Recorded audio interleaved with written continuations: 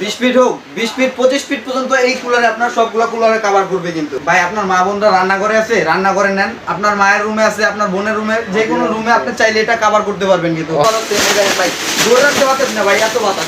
Hello guys, আসসালামু আলাইকুম। সবাইকে আমন্ত্রণ জানাচ্ছি নতুন আরেকটি ভিডিওতে। আজকে আমরা চলে আসছি ঢাকা নিউ মার্কেট সিটি কমপ্লেক্সের নিচতলায় 13 নম্বর 14 নম্বর দোকানে, আর এটার নাম হচ্ছে হোলসেল বাজার।